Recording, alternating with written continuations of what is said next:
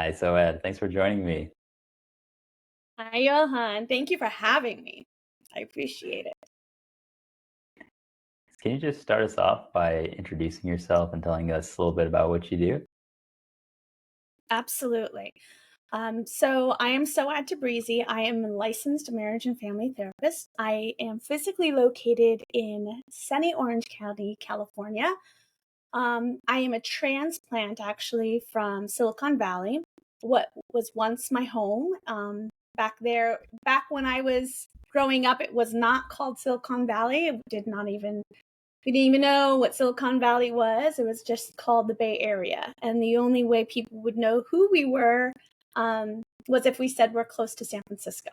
And that was about it. And then Silicon Valley came and blew up the area and made it very, very unlivable for someone like myself, who is a conservative. So I felt the pressure and the constant pull um, to then move because I really felt my psyche was not doing so well, constantly being bashed and made fun of and mocked by actually my fellow therapists for voting for Trump in 2016. So my husband and I picked up and we came to Orange County, and we're in a nice little conservative pocket here so we can live quite freely and not have to feel like we have to be in hiding, which is pretty much what we felt like it was for us in the Bay Area. And I continued my private practice. I was in a private practice there. And I happened to continue my private practice here in Orange County through telehealth.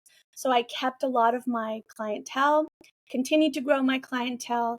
I've also worked in numerous hospitals, schools, and agencies. But since my practice started in Silicon Valley, um, my the people that I normally see predominantly are more C-level uh, corporate folks, a lot of high profile individuals, and a lot of engineers. So that became kind of my niche. Um, then, as time progressed, we moved in 2018. So I was doing telehealth well before the COVID years. Then COVID showed up, and then things just seemed to really um, rev up as far as people waking up, more of a division between the right and the left. And it seemed like if you even question COVID, you are now right. And so we had a lot more people kind of join the conservative movement. And then from that came then the trans movement and what I call the trans cult. And we can definitely get into that more later. And then we saw a lot more people kind of come into the conservative therapist arena because of that. Because they felt like, wait a minute, something we're doing isn't correct here. Nothing is based out of science. This is all about feelings that are fleeting. We were taught feelings are fleeting. What are we doing as a field and a profession? So again, we saw another influx of conservatives, quote unquote, come on and decide to join our team essentially. So what we did back in 2020 is a few of my colleagues and I on Facebook, there was a few of us that were in these therapist groups, and we were really outcasted and just viciously attacked for just having alternative thoughts. And these alternative thoughts were things like, well, perhaps this woman doesn't want an abortion. Maybe we should look at some other stuff. Well, perhaps this person doesn't feel right wearing a mask because they have anxiety. Maybe we should enforce them. Well, this person might have autoimmune and shouldn't be taking vax shots. So maybe we should provide them some other alternatives. Or even my favorite, just because I voted for Trump doesn't mean I'm a racist. So these groups, which were therapist groups, would attack therapists that would raise these kinds of questions. So we decided to start a conservative therapist and social worker group. And we have locked it down, made it private, because we did get a lot of trolls that came in and really wanted to attack us, get us fired. They would contact the board on us and let everyone know that we are unethical and should not be practicing and should not have licenses. This group has grown, and this group has become a safe haven for many of us conservatives who don't adhere to the ideologies that the progressive left is forcing on us.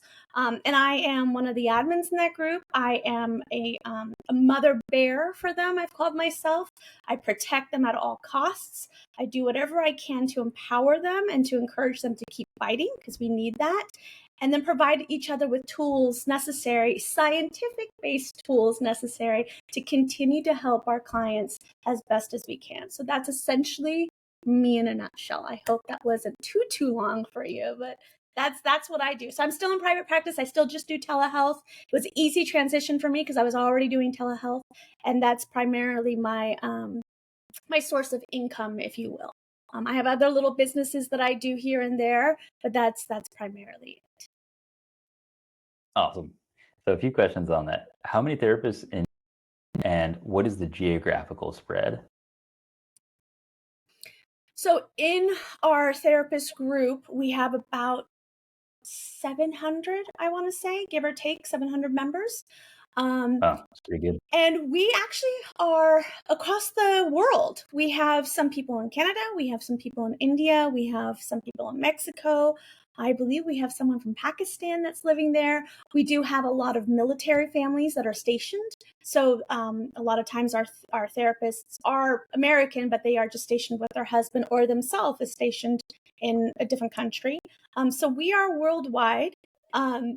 And we're not, so we're not growing per se. I mean, yes, definitely we've grown since we've started, but our ultimate goal isn't to have these numbers that many other therapist groups have, like 20,000, 18,000, 15,000. Our goal is to make sure that if you are in this group, you truly are conservative, you believe in the conservative values, and you, more importantly, you vote politically in the conservative realm. And so we really have to do a vetting process to allow and invite people into this group. So again, that's why it's on the lower side. But just to give you an idea as well, I think the last time a study that was done about this was back in 2012. And the study was done of what the percentage between liberal therapists is versus the conservative therapists. And an astounding 94% of therapists are liberal. So there's only 6% of us that are actually conservative or call ourselves conservative. That's not a large number to serve half this nation. We have about 75 to 80 million, depending on what you feel the numbers are, that voted for Trump, who basically have said they're conservative by doing that. And we only have 6% of the therapist population that could really essentially understand these people's values and really know and experience what they're going through. So the numbers are small, but then again, there aren't that many of us in this field working. We're an underrepresented minority that's being discriminated against. And you say your numbers are small, but I'm actually quite impressed with how many there are. I spent a good amount of time like searching, Googling conservative therapists, like trying to figure out who's out there. And out of all of Google, I found like one guy who then I went to his website and contacted him and we became friends. Actually, I think that's how I heard about you. But is your group primarily... Or Johnny? Yeah, exactly. Yeah. Yeah. Yeah, Johnny Yeah, he's a Sanders. Yeah, cool guy. he's great. Mm-hmm. So it's primarily social workers. Are you open to other practicing therapists as well, or what's the niche there? Oh, absolutely. Absolutely. So we have, like myself, licensed marriage and family therapists. We have psychologists. We welcome psychiatrists. And we even welcome nurses that work in the psych field. So essentially, the rule is if you work in the mental health field in whatever capacity, if you're in it, so you could be a rehab counselor, if you are in school currently trying to work towards getting some kind of degree to become some kind of mental health professional. So that's the framework. And it's really simple. We try to keep the group members, like being able to be accepted into the group, really as simple as we possibly could. Be conservative in your values and be conservative in the way that you vote. That's the main thing, how you vote. And then also just being in the mental health field, either working or in school currently. We do have some therapists that were working and just retired, but since they were therapists when they joined the group, we're not going to kick them out. They've served their time. They are more than welcome to stay within us, and plus they give us so much knowledge. It's wonderful. And then we have some people that are literally just starting school in their first year in grad school to become either a therapist or a counselor or whatever it is. That's it. That's really it. Those are the two things that we ask for, and you are more than welcome then to join the group. And it's a Facebook group because you can't have a public website because then people are going to troll you. Okay, got it. Absolutely. Yes. So we have only a Facebook group currently. We do have a backup group. So just in case, because as we know, Mark Zuckerberg isn't exactly on our side, even though he did really appreciate Trump's fight, fight, fight moment, which was great. That's a good sign. But he definitely doesn't like us. He definitely has, I shouldn't say him, it's not him per se. The algorithm doesn't like us so much. And we do get some knocks on our group for certain things that we post, for false information, disinformation, whatever you want to call it. So just in case, and especially because election year is coming up, we are careful that they can just axe the group. And if that's the case, we do have a backup ready, actually on Truth Social. So just in case that happens, we'll just move on over there. Nice. So my practice is called Values First Therapy. I put a lot of thought into my values. I'm curious to know how you articulate the conservative values that you describe. What are those values? How do you explain it? Oh, that's a good question. So there is this fine line. I don't know if you've noticed, but there's a fine line between classic libertarianism and conservatism. Sometimes they kind of get blurred. And from what we've noticed is that a lot of libertarians actually do find themselves to be conservative. In values and morals, they tend to be more conservative. On policy side is where we tend to kind of be different. On policy, if you were to look at the actual party groups, a Republican, which is predominantly all the conservatives, that's what they identify as, they tend to still like government. They still like some laws. They are a party of law and order. They still want Congress. They still want a president. They still want grassroots government. They appreciate that, and they actually don't mind necessarily rules and regulations and laws and so forth to kind of govern its people. Whereas libertarians, classic libertarians, they tend to not want that. They tend to be people who say, you know what, there shouldn't be. Get rid of the Fed. Get rid of every government. We should all kind of be able to, fend for ourselves and take care of ourselves, and only have, if we're going to have any kind of government, only have local governments that we create for ourselves and don't even call them governments. Just kind of standards of our own community, and being able to just truly live freely.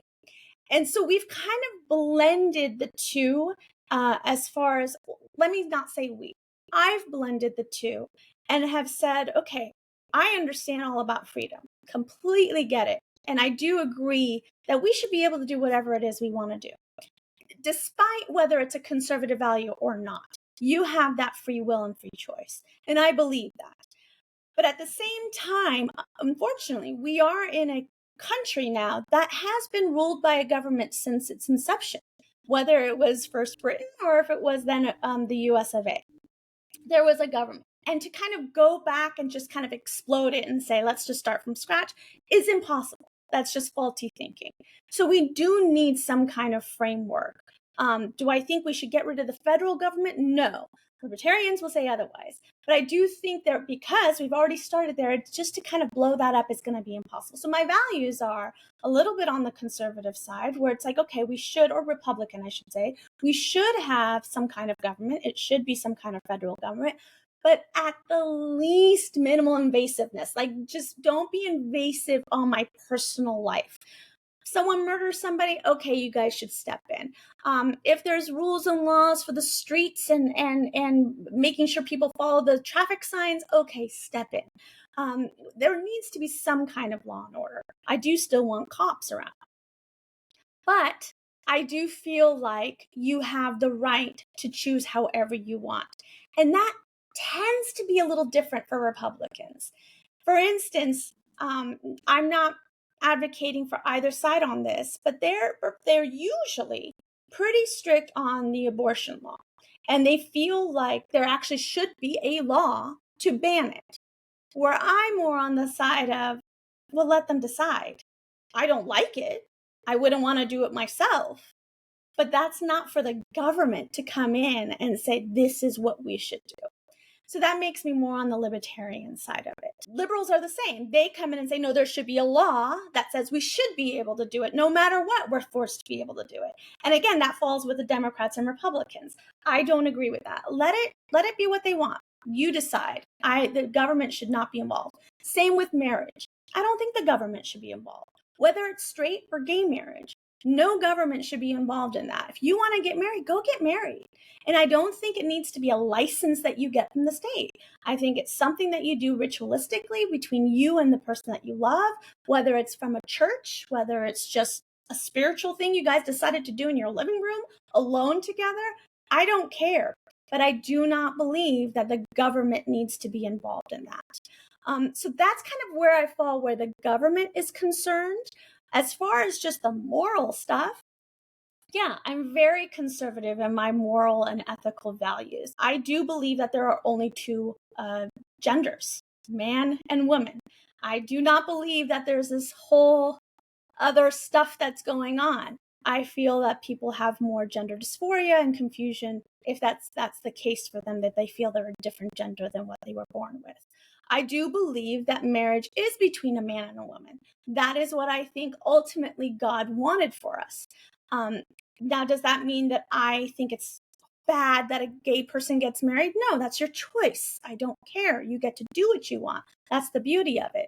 But my moral values and my ethical values say, but that's not what it was designed for. What it was designed for was between a man and a woman. And with that comes with the nuclear family. I believe wholeheartedly in the nuclear family. I believe that there's husband and wife and children to come with it.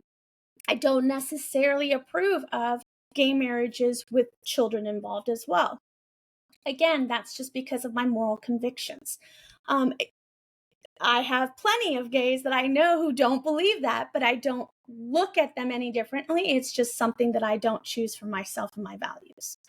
Other things would be that I do believe in God. I believe that He is my higher power. I do feel that, as a matter of fact, I don't know how people do this profession without Him. There have been many times that prior to going into session, I have sat down and said, God, take the wheel. I have no idea how to help this person. No clue whatsoever. And I don't know how people do that without Him. So He is at my center, always and forever. I'm trying to think of any other differences that I may have between anybody else, but those are mainly the main beliefs that I think as a conservative I hold on to. But yeah, that's it. Gotcha. So can you give me a sense of what is the worst challenge or adversity you've faced because of your values, and then also some of the best success stories of either yourself or people in the group supporting each other through this? Yeah. I think the worst thing that I personally am faced with is the attacks from my own colleagues. I would never have thought that the most vicious attacks would come from therapists, people who are supposed to be open to all views, who are supposed to be accepting of all differences. Just the enormous attacks that I have gotten since 2016. It's luckily for me, I can handle it. I can take it. It rolls off my back. I have a good confidence level and I have a great support system at home.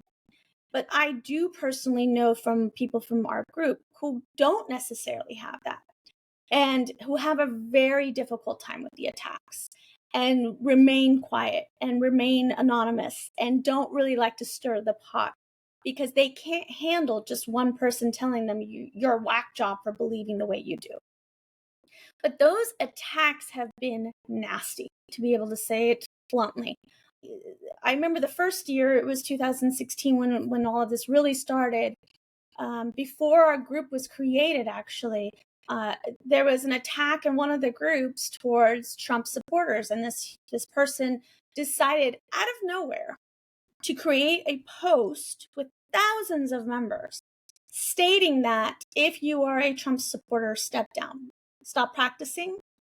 You're disgusting and you're what's wrong with our profession, and listed all the things that essentially I was for voting for Trump. I was a racist, I was a bigot, I was a homophobe, I was transphobe. I mean, all of the phobes and all of the isms that you can possibly think of.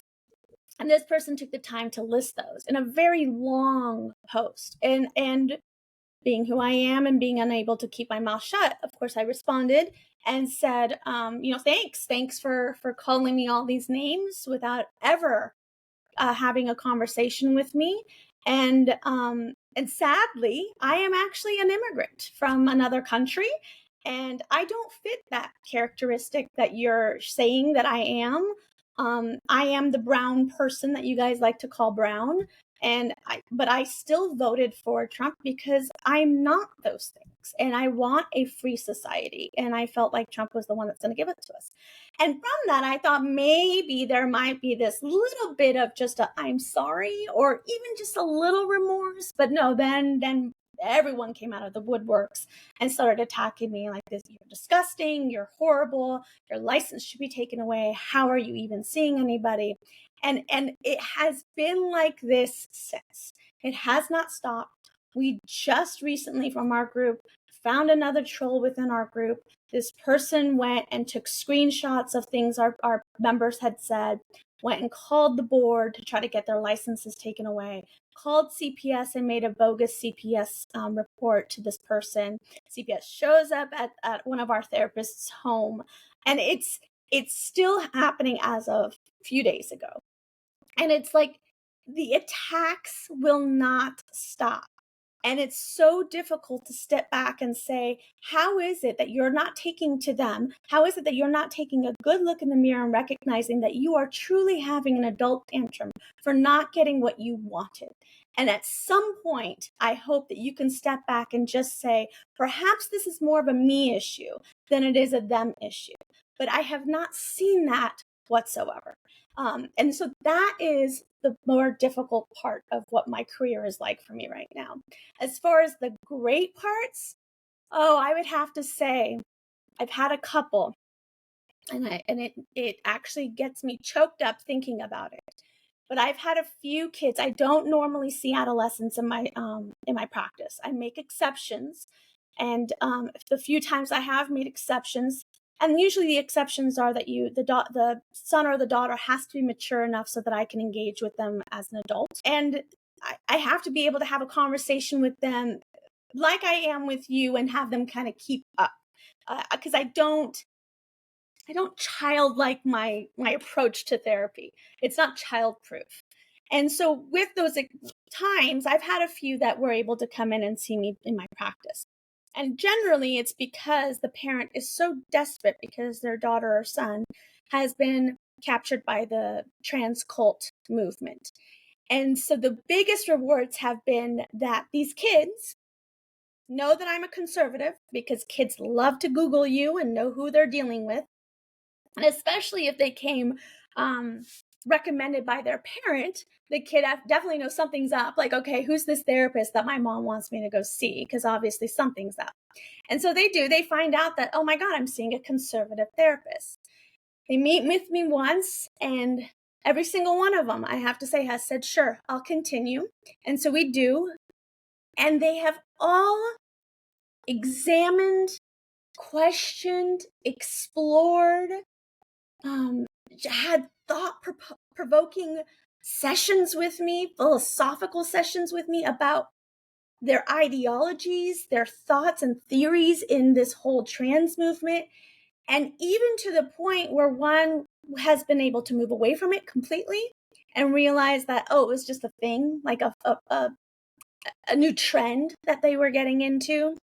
Another one goes back and forth with me about whether it's appropriate for them to do some hormone replacements or hormone therapies, and what are the pros and cons versus just fighting with me and trying to teach me what the pros are, or really listening to those cons and really making a conscious choice if that is what they want to do. Ultimately, they have chosen not to do it. So it's those moments where I have been able to sit there and go, listen, I am not trying to hurt you, but I'm also not trying to let you hurt yourself as well. And the only way that's possible is if you have all of the truth, not just parts of it, but just all of the truth. And what is that truth? What is our baseline? Because I have come to realize we have no baseline anymore in society. We have decided that there is no more normal whatsoever.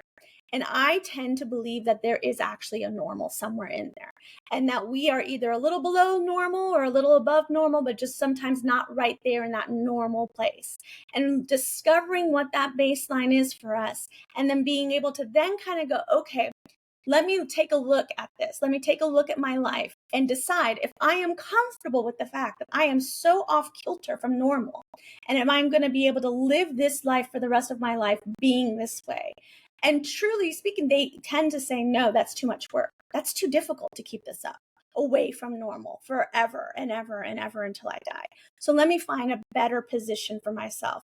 And another thing that's really important is then to also then discover, well, what is that normal for? What are your core values?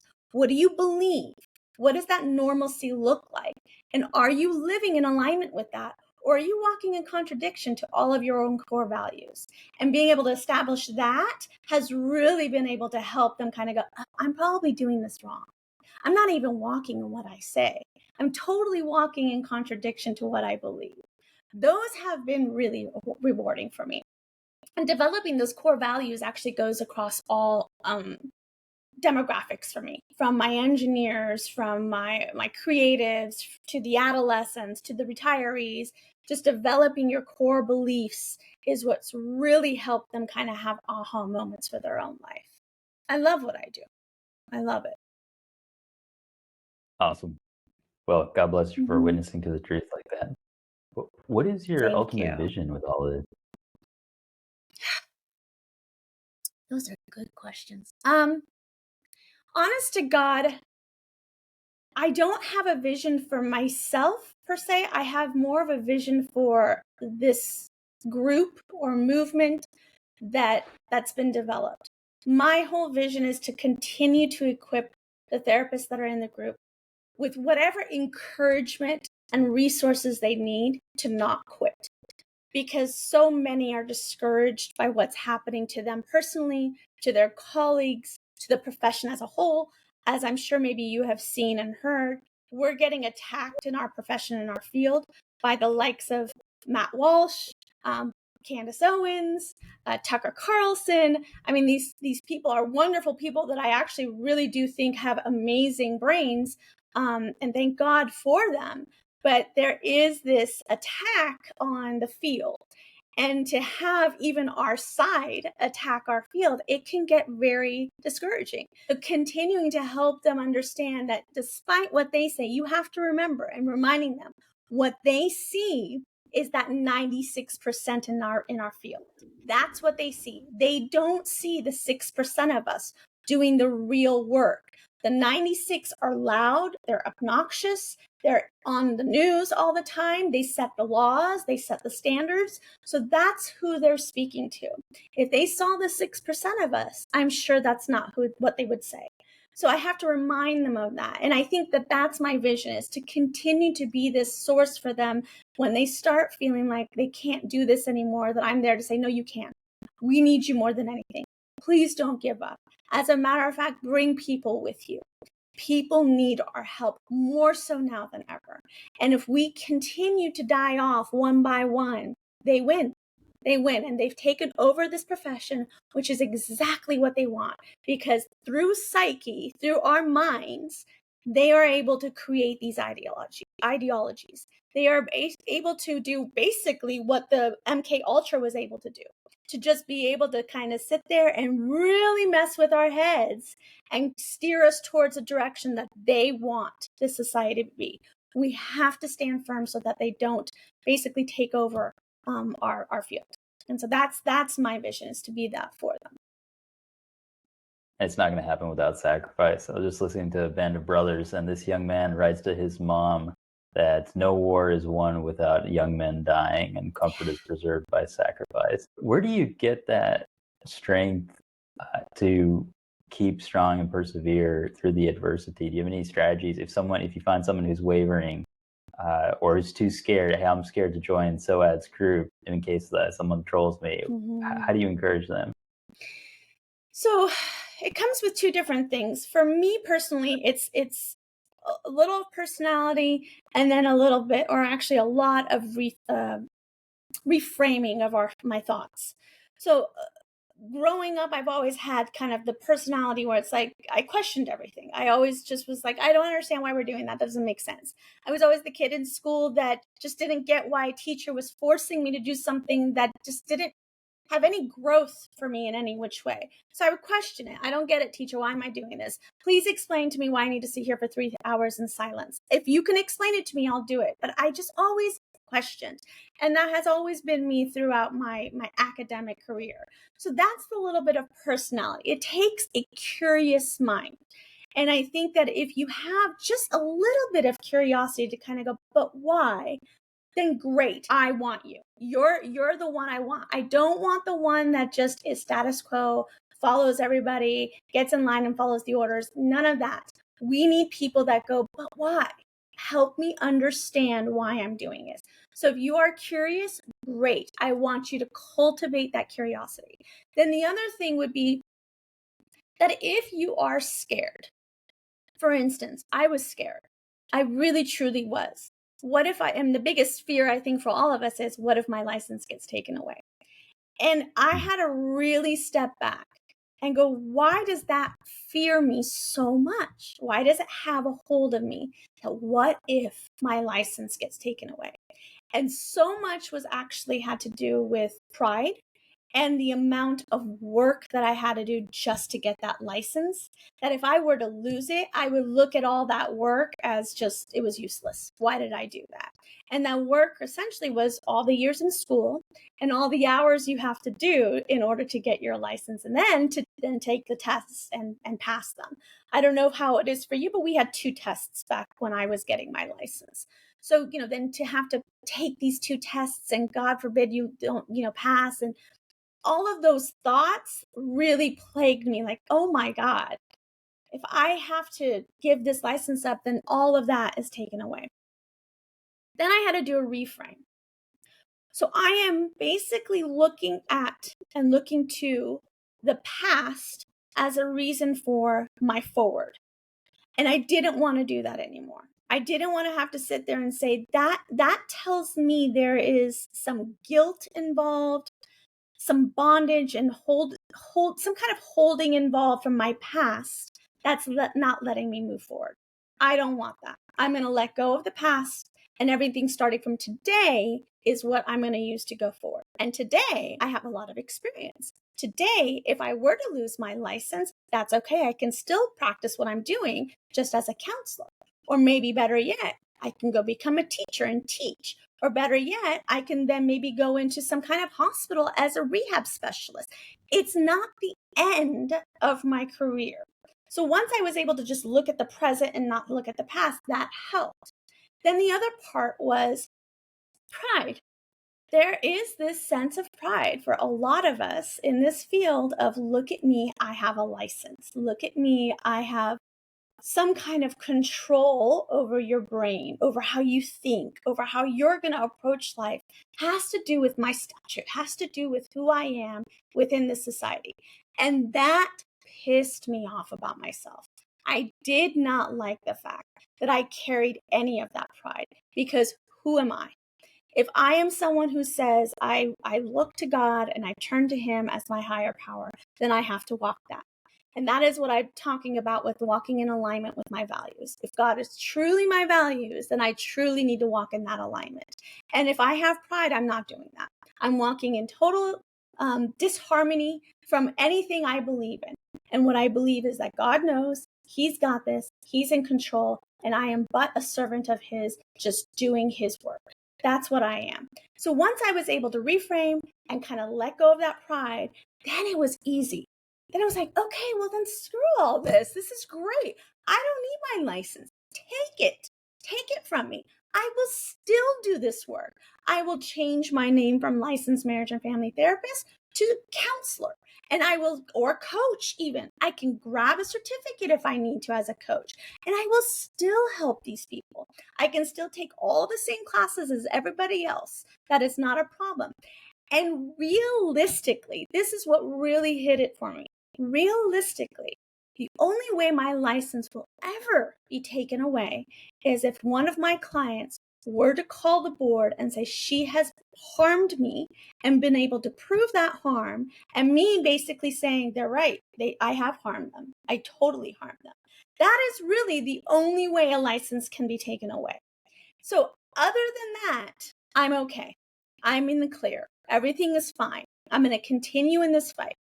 And I think I have to just keep reminding the people in the group that way. Like, hey, listen, the anxiety is real. You're going to get that call maybe one day. Their board is going to send you a letter maybe one day saying that, you know what, some kind of ding came against you. Someone reported something against, and you're going to go into panic mode. Take it from the people around you that have been there. You go into a panic mode, but at the end of it, you're like, oh, that's all it took. That's all it was. I just had to show my paperwork and say like, no, that's not what happened. This is what happened. And I'm in the clear. And being able to just reassure them of that. You've got this. It's not a problem. The only times this hasn't worked is not from necessarily the licensing board, is people who worked for a company. They have gotten fired. That is very real. Whether it was a hospital, we've had a few who worked at hospitals and got fired. We've had a couple who actually were even doing volunteer work. They weren't even getting paid, but they were asked to leave as volunteers. And then we had a couple that were in schools and agency work that also did get fired. So that is very real. Now, what happened after that is they started their own private practice. It turned out great for them. It's kind of like what happened with Tucker. He got fired. He's doing better than he's ever done in his life, and he's loving every second of it. It's the same kind of thing. It's like, yes, that initial shock, painful.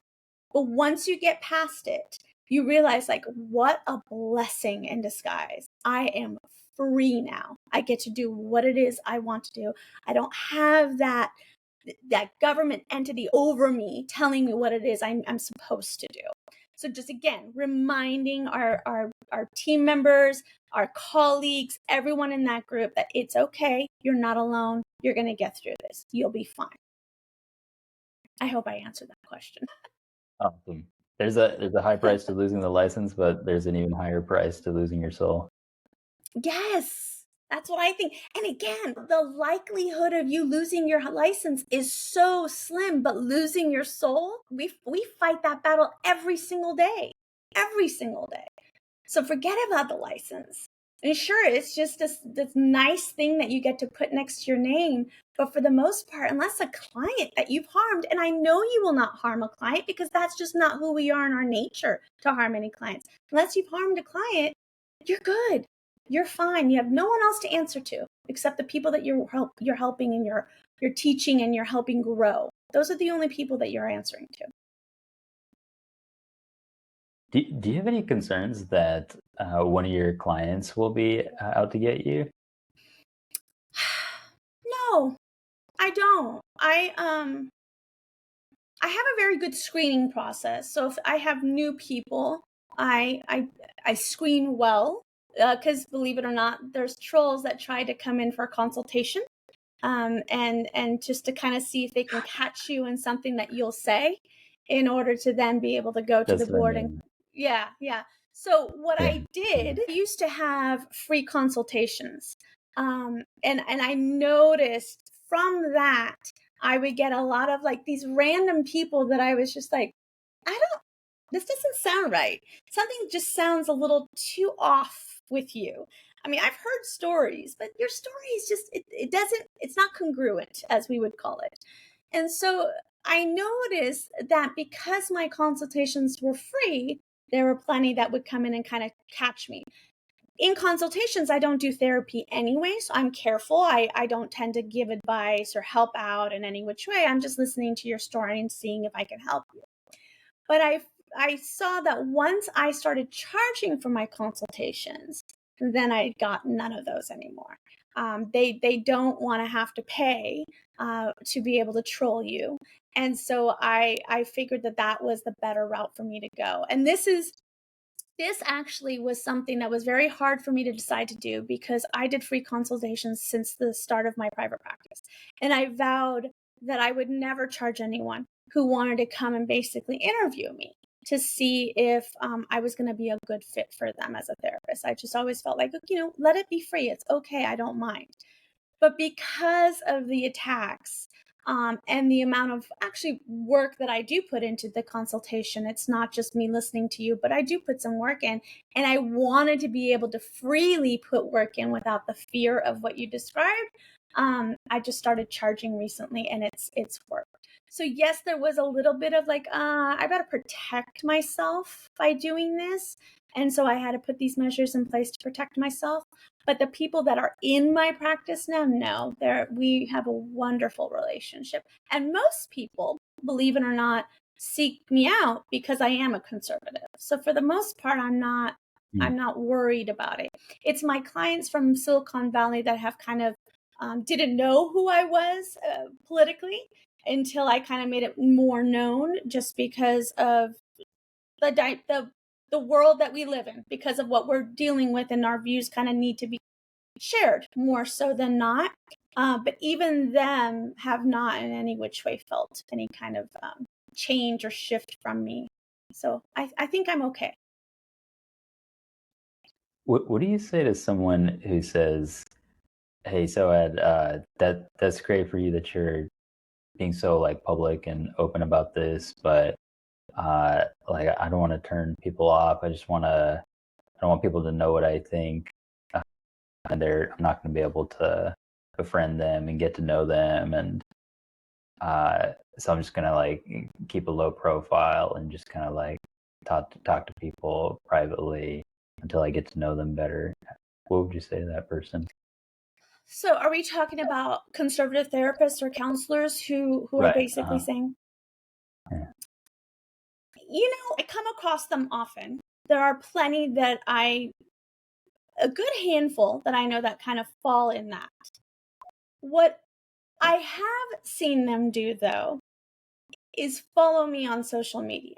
So they are maybe not necessarily wanting to be a part of the group, which I don't blame them for. That's fine. I understand. Some people have a valid fear that, God forbid, anyone were to see my name in that group. I'm scared.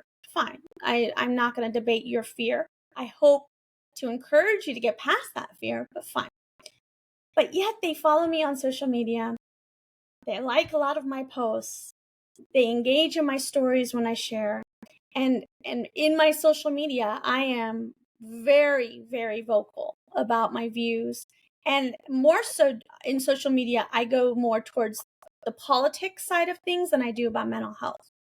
So I use it as an opportunity to then encourage them, teach them, educate them through my social media, in hopes that they see me doing this, that they might say, well, this broad's been doing this for years and nothing's happening to her. So why don't I just join the group? Like, so what? At least I don't have to maybe be loud in the group, but just let me join the group and see what's really going on. And so that's kind of what I do. I talk about my group in social media. I encourage other therapists to come on board in social media. I also created the Conservative Counselors Directory. And so I talk about the directory as well and tell people to join that and not be afraid of it. So I try my best to be living proof of what it means to be vocal, proud, and not afraid. And hopefully from that, they can just then say, okay, she is a witness to this. She is a testimony of this. And maybe I can at least start by just joining this group. And it is a private group. No one's going to be able to see your name in there unless there's a troll, which I can't guarantee there isn't. But we find them quick and we get rid of them fast. They aren't coming in from our new process that we let people in. They've been kind of in the background from years ago when we didn't have such a strict policy of joining. So we are finding them through those older folks from 2020 to about 2022. But after 2022, we've really gotten really strict about that. But that's kind of how I do it. I just lead by example. That's it. I am not quiet about it. I am very vocal about it. I am very encouraging in the group, outside of the group. I provide all kinds of resources as I possibly can. The most important thing is my DMs are always open. You have questions? Ask. I won't ignore them. I respond to all of them. My following on Instagram is getting a little bigger, so it's a little harder for me to respond as quickly as I normally have in the past, but I do respond because I want you to know that I care. I am here for you. This is not about me. Awesome. Well, thanks so much for what you do. I really appreciate it. And I wish you all the best and continued success with that. We need people like you, and you're a very strong, admirable woman. Thank you so much. And thank you for providing a platform for us. Just thank you so much for letting us have a voice, because that's really what it's about, letting us speak and just speak what we believe. And so people can then sit there and go, you know what I thought about a conservative isn't true. Because I get that a lot. It's like, oh, I didn't realize you're a conservative. Like, I didn't know conservatives look like this or think like this or have these kinds of approaches to life or have tattoos or nails on their hands. Like, they don't think that conservative can do those things. Like, yeah, no, I'm just like you. I just believe in conserving the values that God gave us. That's what I believe in. Well, I'm happy to give you a platform. This is what this podcast is all about, because we need Thank more you. voices like that out there to inspire other people so that we can inspire the next generation of virtuous leaders. Amen. Thanks, Soad. All the best Amen. to you. Thank you so much. I'll talk to you soon.